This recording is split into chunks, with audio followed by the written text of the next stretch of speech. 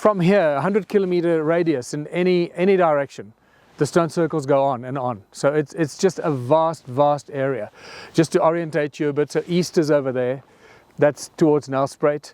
This way goes towards Leidenburg. I mean, Leidenburg is just covered in stone circles and ancient ruins. Dahlstrom is up there. We go back towards Middelburg and Woodbank that way. It just carries on. And then especially towards Carolina and then Badplaats that way. That's just another huge area of high concentration of stone circle ruins. And so we're literally right in the heart of it here. So when they came to do this research here, as I said, it was beautiful rolling green hills, no trees. And one of the main conclusions was that the original structures had no doors and entrances. It's in their report from 1939. That's how far back they already concluded that the original structures had no doors and entrances. And their drawings in that report show, you know, complete lines, not showing doors and entrances. Some of them show these channels running out of them. And then those kind of drawings were repeated in more recent studies and archaeological studies of various other sites around South Africa that show the same structures or the same characteristics. No doors and entrances and these channels. And what's fascinating is some of those archaeological studies actually show concentric circles. Some sites which I have not actually found myself yet, beautiful concentric circles, like 3 concentric circles with no cymatic patterns inside them. So those are even like a different style of stone circle, right? All connected to each other. They look like a bloody bunch of grapes. And so the key takeout here is that the original structures have no doors and entrances, and that just shows us how civilizations build on top of each other. So every time you come across a stone structure that has got doors and entrances into it, it is just evidence of more recent civilizations that occupied it, use it for their own purposes.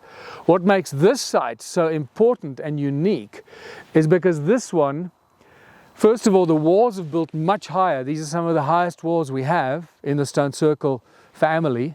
Normally they're only about waist height or 1.5 meter.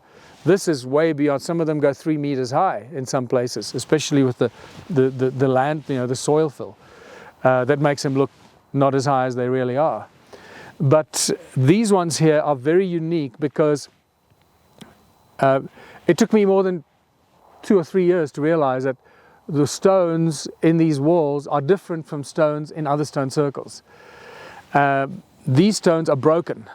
The original stone circles, many of which still don't have, you know, they still completely untampered with, no doors and entrances. These are the original structures that have just been washed away and are exposed. No one has messed with them. We have many of those. They're sort of scattered across these hills. When we do the longer tours and the longer, you know, stone circle tours for a whole weekend where we only focus on stone circles, we go see the big fossils, giant bones lying in the mountains with claw marks in them as well. There we walk through the magnetrons and some of the original walls that are fat and wide, not very high, but you see it. No doors and no entrances, and that's really the exciting part when you see those original ones.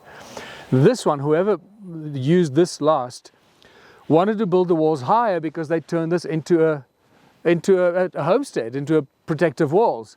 So I suspect they probably used a lot of the Hornfels rock that lies around here. Some of the rock here is just fossilized or petrified mud, the layer of the top mud that turned to stone from the lightning strikes, and then it breaks up. So they probably used some of that, and they also used some of the stones that were already in the walls by breaking the stones, and then so that they had more stones to build the walls higher. So what you'll find in this stone circle is that the stones are often sharp edges, jagged edges, and they're broken. The original stone circle walls use whole stones, beautiful round organic shapes. And what I haven't mentioned to you yet, that most of the stones in all of the original stone circles, I can't say all of them, but I can definitely say most of them are all fossilized body parts. Now just try and process that for a second, right? So whoever built this stuff, which is most likely the Anunnaki at this stage, you consciously used fossilized body parts to build the walls of the stone circles. By now you should know why they did that, because they ring like bells. They have high acoustic properties. If you use mudstone or dead stone that doesn't ring, it's not going to conduct or the sound frequencies as effectively as the fossilized body parts, and that's why they did this. These guys had everything figured out, okay? And this is where you can clearly see where the other later civilizations come along. They were completely unconscious of why these stone circles were here, what they were doing. They didn't realize that the walls are made up of body parts. Again, the body parts are muscle, bone, and muscle and fat, and muscle is filled with what? Filled with blood. Blood is full of iron. So now when you have the iron in the blood combined with the quartz, the metamorphosized quartz, you have a very high acoustic property. That's why they ring and they sound like a piece of iron when you ring it. It doesn't sound like a quartz, right? Even when you take a crystal, when you take a crystal and you ring it, it sounds like a crystal bell. But when you ring the stone, the fossils, it sounds like metal ringing, not like a crystal bowl. So there's a subtle difference in the sound that you hear. So this is just such a spectacular sight, and it needs to be preserved at all costs because it shows us hundreds of thousands of years of usage, of occupation, of utilization, and it also points to the different needs and uses of people and the realization that we're dealing with very advanced thinking before that was destroyed by those that came afterwards and had no idea what was going on before them. So as you go in, once again, just feel the energy as you're walking towards the stone circle, because this is a very powerful healing circle. This is the first one we measured the frequencies and the electromagnetic fields. This is also the one that showed that, as we walked in, showed that jagged effect that we didn't realize then what was going on, where you lose GPS and pay attention to the stones in the walls, the broken stones. How they're not flat breaks. The breaks have all kinds of weird indentations in them. It's an indicator that it was something before it broke. Because if a stone breaks, it breaks flat. It might have a little edge or something, or an angle, but it's not going to break in these weird, very complicated kind of break. That's an indication of the energetic flow and the energetic congealed aspect of that stone inside, the metamorphic way in which it formed. It shows us that there was something organic inside there, and it had different structures, different shapes.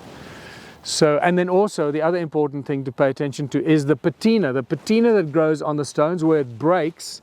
Look at some of the stones have very defined patina that has already grown there over a long period of time. Now the patina is that brown gray reddish skin that grows on the stone. The patina starts to grow instantaneously. When you break this rock, the first patina forms within milliseconds, and it starts to grow. And it grows incredibly slowly. By the time you can see it with your naked eye, that patina is probably already 1,000 years old.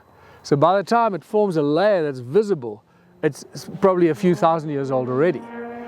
And this clearly indicates to us that if these stones were broken to build higher walls, that means that patina has been growing since the day those stones were broken. And if we can see that patina grow, that means that these walls are probably a few thousand years old already as they stand here. And not just a few hundred years old from migrating tribes that built it because they needed a place to stay. Okay, and that's still what many of our history books tell us, that many of these stone structures were built by migrating tribes. I go, dude, man, really? When you're a migrating tribe, you're not going to build this kind of structure. So this is a serious job to do this. So welcome to Blaubushkral Ruin, and let's go down and enjoy it. We're going to stay here for about 20 minutes. Then we're going to go further up. We got another few more circles to explore up there, and especially the big one at the top.